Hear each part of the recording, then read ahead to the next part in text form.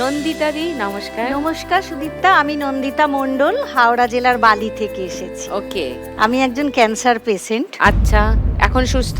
এখন সুস্থ বলতে আমার ব্রেস্ট ক্যান্সার। তো রিসেন্ট আমি পেট স্ক্যান করে ধরা পড়লো যে ব্রেস্টে আর কোনো ম্যালিগনেন্সি নেই, বাট আমার থাইরয়েড গ্ল্যান্ডে আবার একটা নডিউলস ধরা পড়েছে।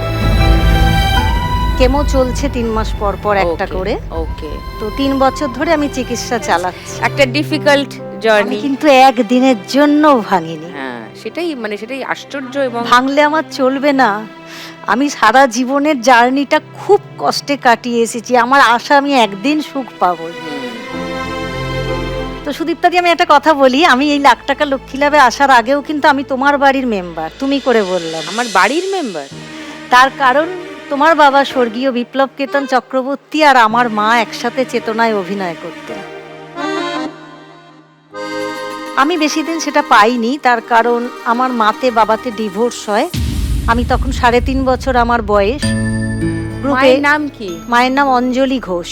ওকে, অঞ্জু বলে পরিচিত সবার কাছে। পিসি, কারেক্ট। অনেক ছোটবেলায় দেখেছি, অনেক ছোটবেলায়। আমি নীলের সাথেও কথা বলেছিলাম, নীলও বলেছিল অঞ্জু পিসিকে তো চিনি। হ্যাঁ, কারেক্ট। আমার বাবা,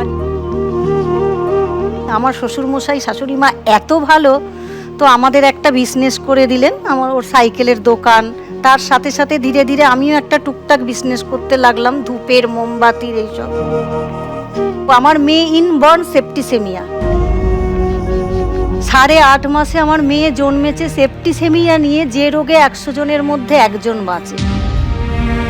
বললো এপিলেপসিতে মেজর অপারেশন করা যায় না, মেয়েকে আর ফিরে পাবেন কিনা গ্যারেন্টি নেই। বললাম থাক, আমার মেয়ে যেমন আছে থাক। তো মেয়ের এই রোগের জার্নি হতে হতে লকডাউনে যখন আমরা সম্পূর্ণ বেকার, 2022 সালের ডিসেম্বরে আমার ধরা পড়লো ক্যান্সার।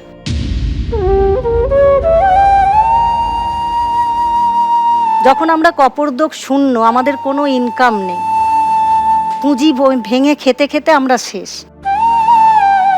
তারপর আমি জানুয়ারি থেকে পিজিতে চিকিৎসা করছি। পিজির ডক্টরদের কথা না বললে বিরাট বেইমানি করা হবে। আমায় পুরো সুস্থ করেছে আমার বাড়ির আমার হাজবেন্ড, আমার সেজো পিসি, আর পিজির ডাক্তাররা, আর আমার বাবা তারক ভোলা। আমি যে এত ভালো ডাক্তার পাবো আমি ভাবতে পারি। পিজিতে আমি যে কি পেয়েছি, আমাকে পুরো সুস্থ করে দিল। বাট এই যে এখন থাইরয়েড গ্ল্যান্ডে একটা নডিউল ধরা পড়েছে, আমি আর পাচ্ছি না। তাহলে চলছে কিভাবে? ও এখন অটো চালায়, অন্যের অটো চালায়। আমি ওই জন্যই যে আমার বিজনেসটা যাতে আমি আবার একটু স্টার্ট করতে পারি। আর আমার ক্যান্সারের বিজনেস, আমার ওই যে মোমবাতি, ধূপ, মাটির প্রদীপ, কিছু ইলেকট্রিক্যাল ছোট ছোট সুইচ দিলে যে লাইটিং হয়, হ্যাঁ, ওটা আমার বেশ ভালো বড় ব্যবসা ছিল। ও, তো শরীরটা আরেকটু সুস্থ হলে আবার ওই ব্যবসাটা শুরু করতে পারে। শরীর বলতে আমার এই যদি এই অপারেশনটা হয়, আমি ভাঙবো না। আমি জানি আমার মাথার উপরে একজন আছেন, সে আমাকে যখন এত বছরেও ভাঙতে দেয়নি, আমি শেষ জীবনটা সুখ দেখেই যাব। নিশ্চয়ই। দেখুন লাখ টাকার লক্ষ্মী লাভের সম্পূর্ণ এপিসোড সান বাংলার ইউটিউব চ্যানেলে।